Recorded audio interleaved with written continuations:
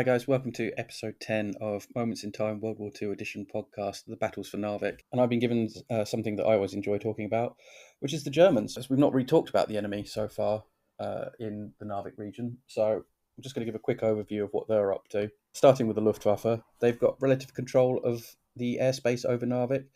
There's limited RAF operations, which we've talked about before. It's many hundreds of miles away from their bases. They're in the process of organising airfields, but as yet, still nothing. So they're only able to send out limited amount of aircraft, and the Fleet Air Arm are providing as much cover as they can. But the Blackburn Skewers, which are fighter dive bomber hybrid, and it works as well as you'd imagine, they are not as fast as the new Heinkel 111s and the new Junker 88 bombers. So they can't even keep up with the Germans when they come over on bombing raids. This air superiority also means that the Germans are able to bring troops and supplies up by Junker 52s, but they are more vulnerable to the skewers and anti-aircraft fire provided by the ships, so they can't quite have the same air bridge that they had at Stavanger early on in the campaign. They've also got supplies coming in from Sweden, and they also came into a lot of Norwegian equipment, including weapons, ammunition, and most importantly, uniforms and greatcoats, because the 2,500 German sailors who were stranded after the naval battle all needed a change of clothes. Technically, they are now breaking the rules of war because they're wearing straight Norwegian uniforms. Technically means they're committing espionage, but who's going to police it? The British have a very low opinion of the German sailors. They think that they're not frontline infantry, they're not trained as frontline infantry, so they're not going to prove that much of a problem. But they are all rather hacked off that all their ships have been sunk. They've got something to prove, and more importantly, they spend a lot of time salvaging heavy weapons and machine guns from the wrecked British and German ships, which they've all got experience of how to use, and they start digging fortifications and putting these guns into them, which means that they become more difficult to dig out. On top of that, you have the Mountain Division, which are drawn from the Austrian 5th and 7th Army, which obviously ceased to exist with Anschluss in 1938. They're familiar with mountain warfare.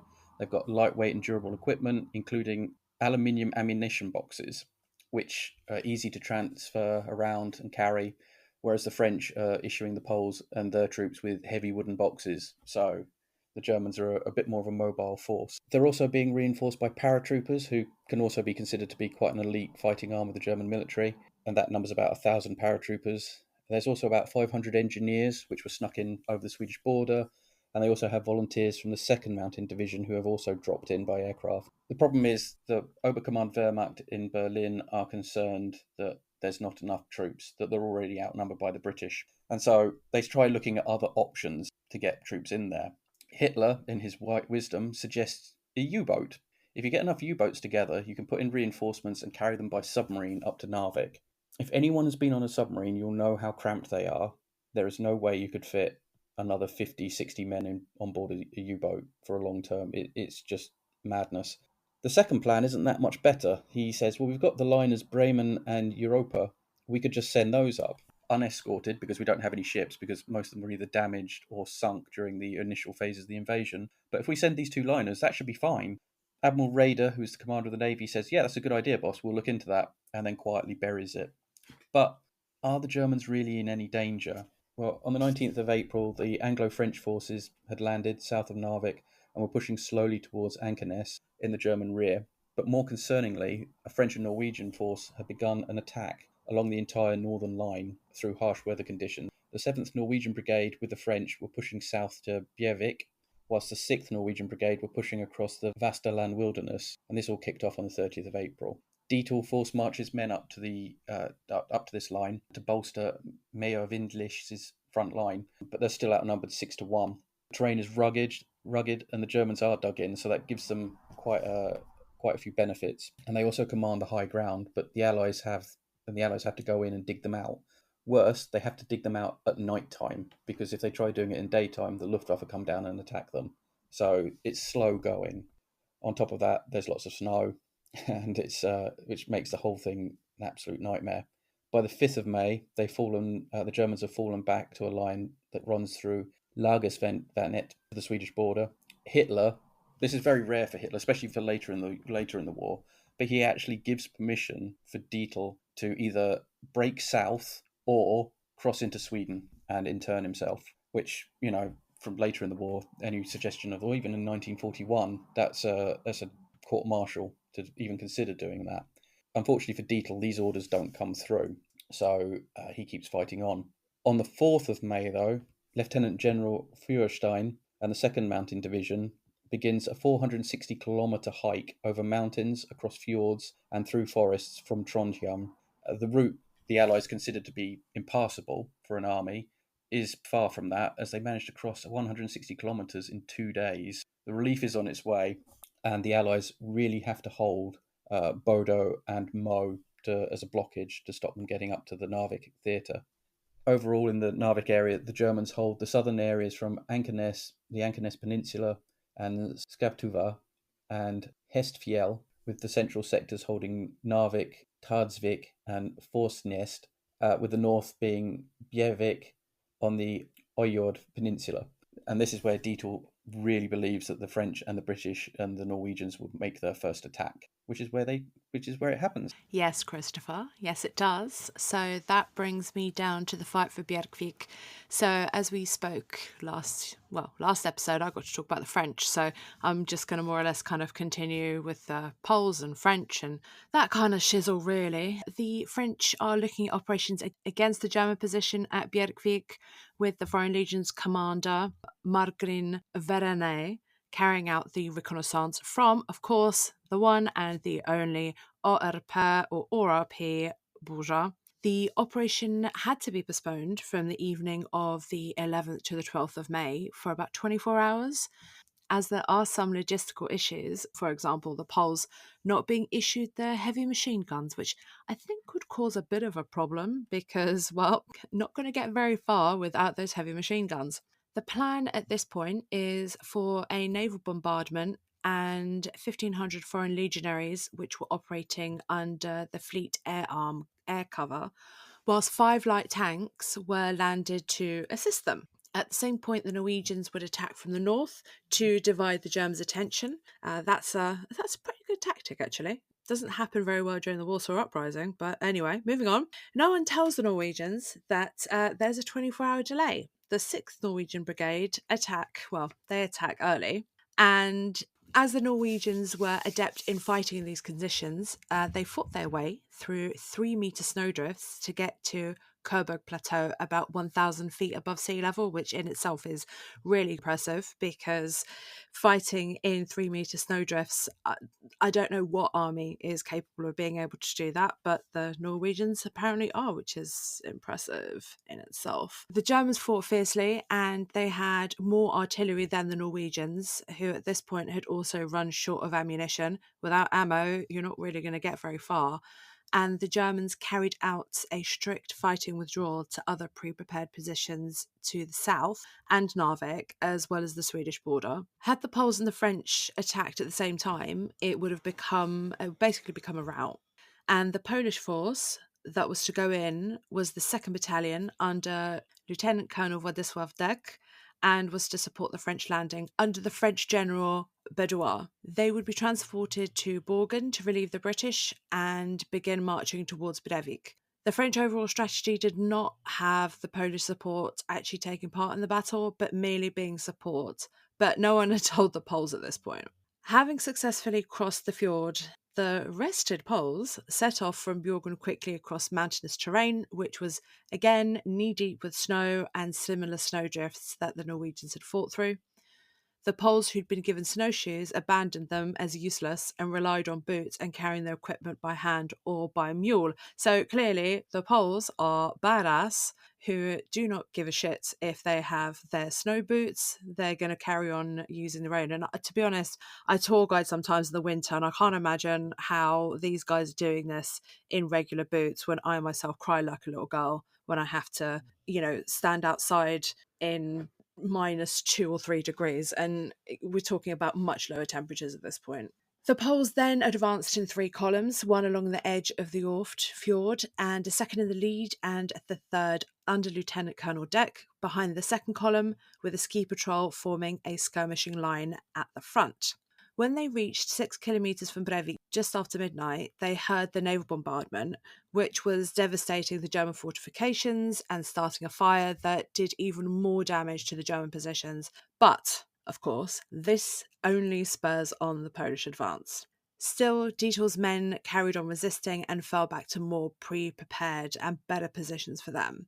Then the Germans were, well, they were, however, surprised by the arrival of the Poles coming from the east so much that one farmhouse the Germans abandoned so quickly still had plated hot meals on the table. And to be honest, I wouldn't have been surprised if the Poles had just sat down and continued eating their food. It's what they would have done. Basically, a middle finger to the Germans saying, haha, you've abandoned it and now we're going to finish your food. Coming back to the French, they land at 1 a.m. At two beaches around Breivik, and by 3 a.m. they'd captured two bridgeheads. So the tanks were there. Well, they were key to digging out the Germans, but of course they get stuck in the snow once they try to advance past the town. The arrival of the Poles caused panic to the German retreat. You know, those advancing Poles, terrible people constantly, causing problems to the Germans. And the French didn't know who they were and had to send a seaplane to actually have a look. So the French believed the route was too difficult to travel across in the time available and wanted to spare the Polish the hassle, as you do. All in all, 36 French legionnaires died, and the French forces cleared the Ohrid Peninsula, and this would leave Narvik clear to attack from the north, which brings us to what happens in the next operations. Well, let's see. On the night of the 13th through the 14th of May, the Polish would go into action yet again on the Ohrid Peninsula, carrying out regular patrols for German troops, with the French carrying out pretty similar operations. They would begin theirs on the 14th, and they would engage the Germans who were going to still be dug up, or dug in, I should say. Now, they also look at clearing German minefields, and elsewhere in the north, the Norwegians, they would capture the hills of Njeverfell and Veverton and Storbalak to the east of Bjerkvik, tightening the grip around the German sailors' position. However, their advance would be slowed down due to exhaustion, and unfortunately, the perimeter was not as watertight as it should have been. The Germans would now have a Franco-Polish force on their left flank, which was pushing south towards Narvik, and Major Windish's men would have to fall backwards in an orderly manner from positions north of Bjerkvik or fear encirclement. Now, the Germans, they're going to pull back fighting fiercely at the same time, and they're going to be holding a bridge over the Vastal River, thus to allow a withdrawal of their men, and more importantly, stopping the encirclement. The Norwegian 6th Brigade would also keep pressing south over the high plateau area, and on the 15th of May, the Norwegians in the north all pushed down on the Germans, forcing them back even further, but more on that will happen in our next episode or so. Now, all that is to say, it's probably time that we start talking about what the British are up to, since we've kind of talked about the Poles, the French, and of course the Germans. Maybe we should see what the British are doing. While all of this is taking place, the British are desperately trying to shore up Bodo and to resupply the position. And just to remind our listeners, Bodo is 300 kilometers south of Narvik, and it's 700 kilometers north of Trondheim. Now, Colonel Gubbins, he's finding a German landing, which we have talked about in the last episode. He's finding that more and more problematic to contain. So if you're wanting to remember, just go back to our last episode and you'll understand what we mean. Now, German paratroopers, they also would land beyond Mostian, and they would attack the British in the rear. Norwegian forces attacked at Hemnesberget on the 11th of May, but despite establishing positions in the town, they eventually would find themselves repulsed. Now, Maxey dispatched the majority of the Guards brigade south to assist in stopping the German advance, and they would come with an engineers field company, field artillery, and anti-aircraft artillery. The Scots Guards rise from Harstad, and they're considered for another attempt on Hemnesberget, but it was decided to take up a defensive position at Stein instead. On the 14th of May, the transport and Polish ship Chrobry is sunk by the Luftwaffe.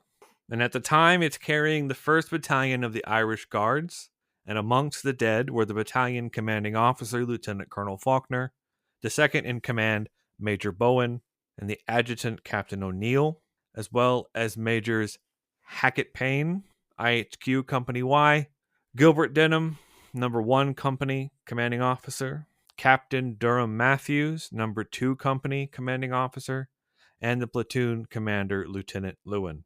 Now, also on the 14th of May, Number 1 Independent Company and some Norwegians engaged the Germans at Finnend, but were forced to withdraw through the Scots positions. Now, the Germans had 5 battalions around Mostyn and Hamnisberget with mountain guns with them. The British knew they had to hold Mofor as long as they could, and if it were to fall, the Germans would get that much closer with airfields, and there would be not much able to stop a thrust of the main German army leading up to Narvik, and thus kicking the Allies out of the fjord as well.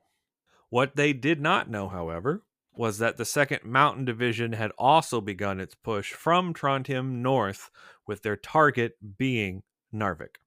Now, speaking of the French, Chris, what's happening with the battle for France?